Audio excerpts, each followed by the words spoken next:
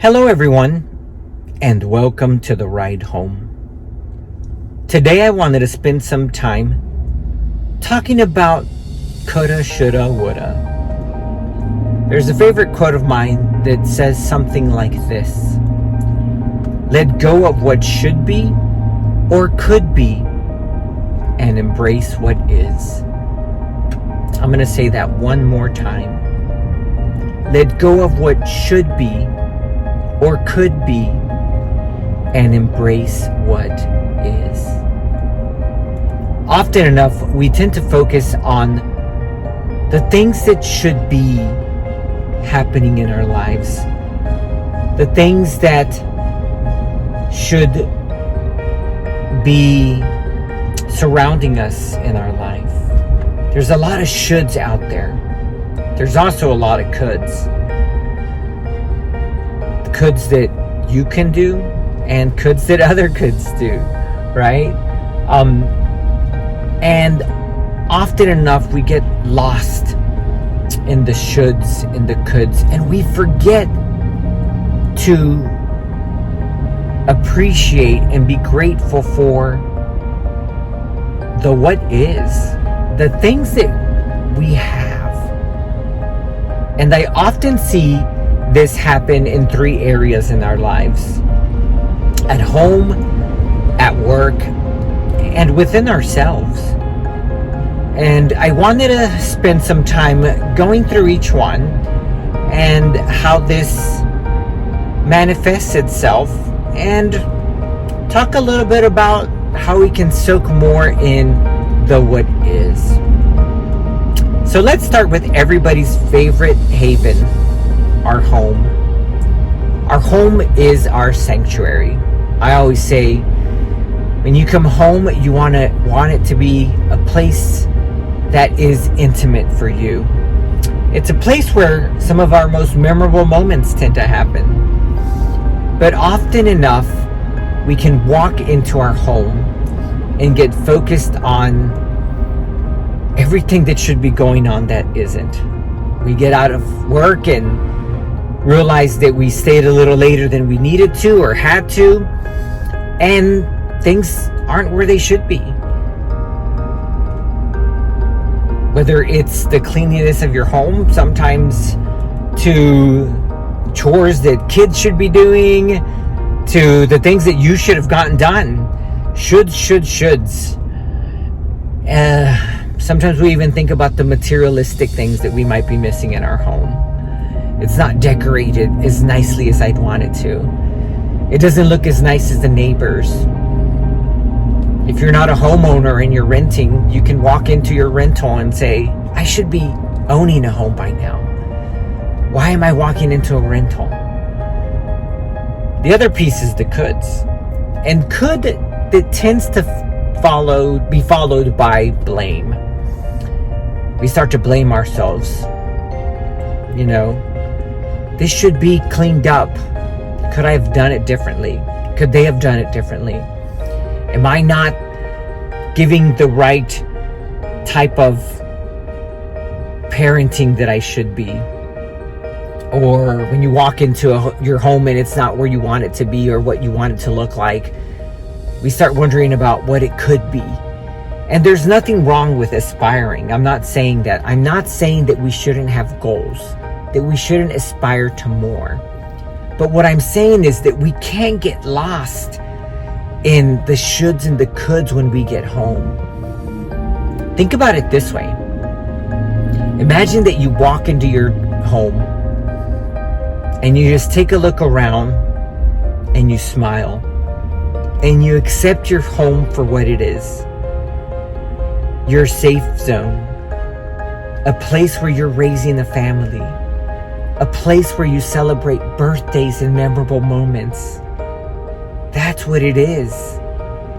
And we don't wonder or worry or focus on whether we have enough things, but that we can step back and walk into our homes and be thankful and grateful for what we do have, for what we've been able to accomplish, for what we are able to provide for our families and for ourselves. Remember, let go of what should be or could be and embrace what is. Another aspect of where this comes into play is at work. Yes, we spend a third of our lifetime at work. And it is very easy to walk into work and again, think about the coulds, the shoulds. Are people doing what they're supposed to be doing? Should we be doing things differently? Why aren't we doing things differently? Could I be doing things differently? Should I even be in this job? Should this other person be in this job? Right? We can get lost in all of the chaos of work. We can get lost in all of the different priorities that hit our way. Whatever our job is, we all tend to get thrown into a lot of different priorities, and they come at us at different angles. And we wonder what we could do differently, what should be happening that isn't happening. And we get lost again in those thoughts and those moments and that feeling and the energy. And it tends to set the tone for the day, not only for ourselves, but for the people that we work with. And we do this every day. Instead, imagine walking into work and clocking in and being grateful for the fact that we have a job, that we have means to provide.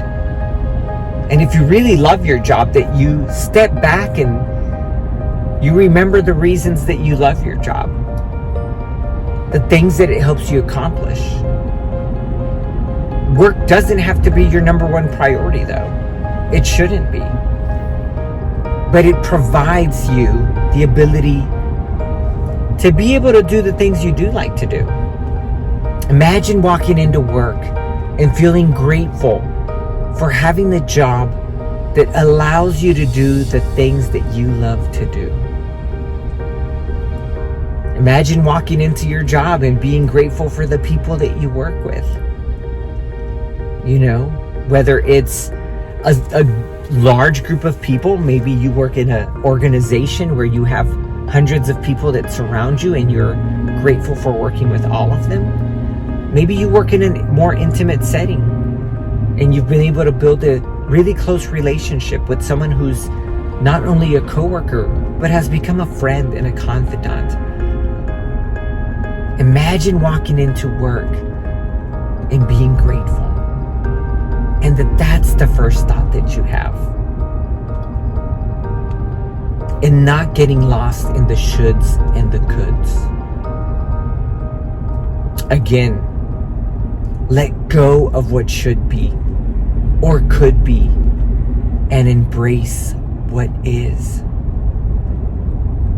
And the last piece, and the most important, is ourselves. We can be so challenging of ourselves. Every day we can look in the mirror and self-reflect. Whether it's coming out of the shower, getting ready for work, coming home from work, or sometimes just thoughts tend to wander into our minds. And we ponder on life and we ponder on ourselves. And those shoulds creep in. Should I be doing what I'm doing? Could I be doing something differently? We tend to focus so much on the shoulds. This should be different. There should be more to my life. I should be a little different. I should be in a different stage of my life. Maybe if you're single, you're pondering, I should be married by now. I should be in a relationship by now. And then we start going into the coulds. Could I have done something different? Could I be something different? Should I be something different? We tend to get lost in the shoulds of not only ourselves, but the roles that we play. Sometimes we ask ourselves, should I be a better friend? I should be a better friend. I should be a better mother. I should be a better partner. Could I be a better partner? And we get filled with doubts with those coulds. Could I? Should I? And it's important that we take those moments and slowly begin to recondition our mind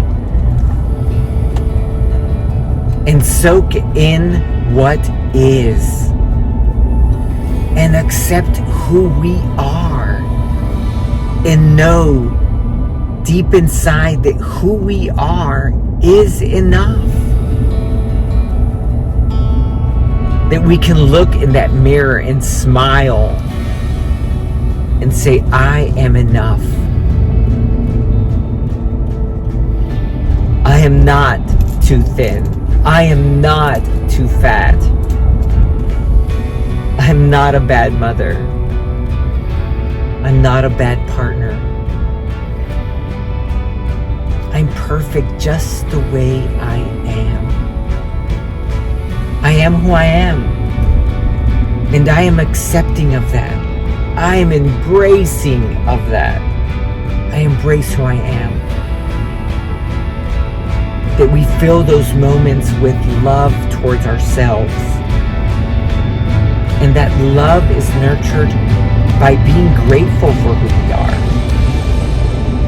I'm grateful for the mother I am. I'm grateful for the partner I am. I'm grateful that I'm married. I'm grateful that I'm single.